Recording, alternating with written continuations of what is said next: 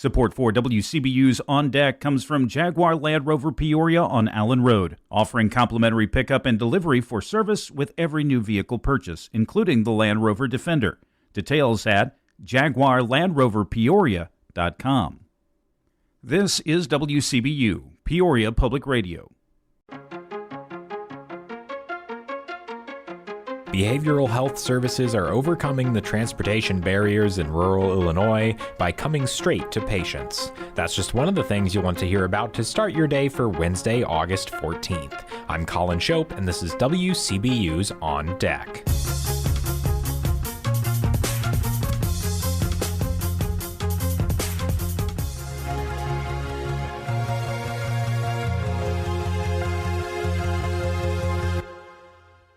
First on deck today, a warning from a utility watchdog about door-to-door reps selling solar energy. Eric Stock reports that many of them are scammers. Scott Allen is the energy policy specialist for the Citizens Utility Board. Allen says these solicitors have been much more visible in the last 6 months.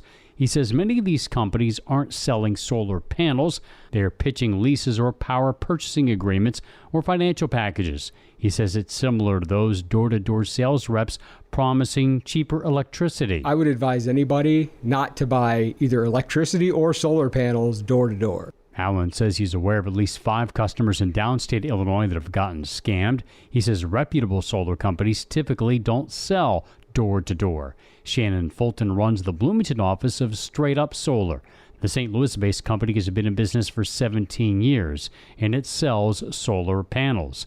Fulton says lease agreements that some door-to-door companies push can get complex and are often too good to be true. I think there is the possibility that customers can be overpromised for what solar can do. It's not magic, it's technology. Fulton says the typical solar customer can recoup their costs in 6 to 8 years. I'm Eric Stock. Here are some other stories we're following in the WCBU newsroom. The U.S. Department of Agriculture is projecting an all-time high 4.6 billion bushel soybean harvest this year. And a solar company may lease out 30 acres of farmland for a project at the Pekin Municipal Airport, creating a new revenue stream. Plus, the Peoria Public Schools Board of Education has rejected the creation of a new board-level succession committee depicted by some as a Trojan horse. You can find more of these stories and all of the details at WCBU.org. Transportation remains one of the biggest barriers to accessing behavioral health services, and this is especially true for rural areas. WCBU's Cameron Cutinello explains how organizations are overcoming this obstacle in 3 central Illinois counties by bringing services directly to patients. Home visitation services are filling the transportation gaps for people in rural communities. This is based on interviews with professionals and community members cited in a recently released report from Birth to 5 on children's behavioral health. Felicia Farden is the regional council manager for Tazewell, Woodford, and Mason counties. She says they were surprised by the number of home visitation services in the 3 counties. We actually have a lot because there's some provided through McLean County that service Tazewell and Woodford County.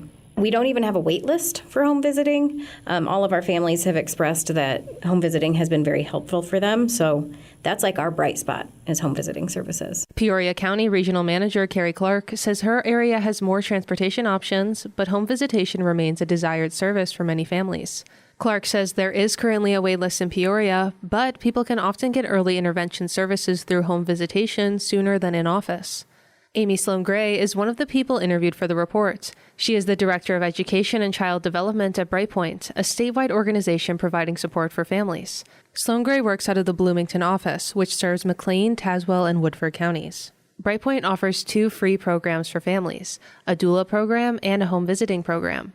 Doulas offer support for people who are pregnant throughout their pregnancy and birth. We do weekly home visits with them. And a home visit in the doula program looks a little like talking about pregnancy, labor and delivery, breastfeeding, nutrition, mental health, because we all know that can increase with pregnancy and immediate postpartum. The home visit program assists families in the early stages of a child's life, typically from birth to 5 years old. We see the families weekly in their home for 90 minutes, and you are facilitating that activity to not only assess the child's development, but also encourage that interaction with the parent and the child. And it's really empowering for a parent to be a witness to their child's growth. Brightpoint is also monitoring child development. We include like the cognitive development, language development, motor development, and if a child is falling in an area where the family is concerned or the screening is showing concern, we have a protocol in which we will screen again, or we can refer directly to early intervention for them to get a screening. Trillium Place, an affiliate of Carle Health, also runs an emergency mental health crisis line,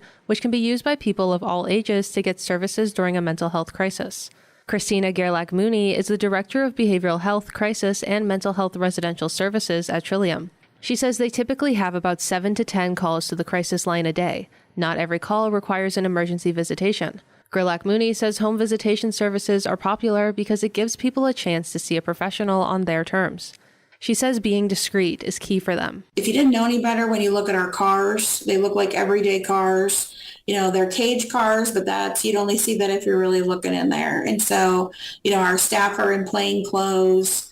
And so they really try to make it about, I'm here to help. In the case of an emergency situation, a team of 2 will visit the home. Every team has a social worker or counselor and an engagement specialist. That's a new role filled specifically by those who have faced mental health issues themselves and can speak about their own experiences. Gerlach-Mooney says this has been a game changer for their emergency visitation services. We've had several who have really bonded with people that just the whole, I've been there, I've been, through this, we're going to get through this together, has been a huge bridge in decreasing some of that stigma for people. Engagement specialists are responsible for following up with people and families to ensure they are receiving the care they need. They can drive people who don't have transportation to appointments and will often attend with the patients. Trillium services are covered by Medicaid, which is sometimes another barrier for those seeking behavioral health treatment. For WCBU, I'm Cameron Cutinello. Now, before we let you go, a night of music at the American Guild of Organists Summer Concert. See the free concert at Peoria's Westminster Presbyterian Church to hear fugues, toccatas, chorales, and more. The show starts at 7:30 p.m. And that's all for today. You can subscribe to WCBU's On Deck podcast on the NPR app, Apple, Spotify, or YouTube Music.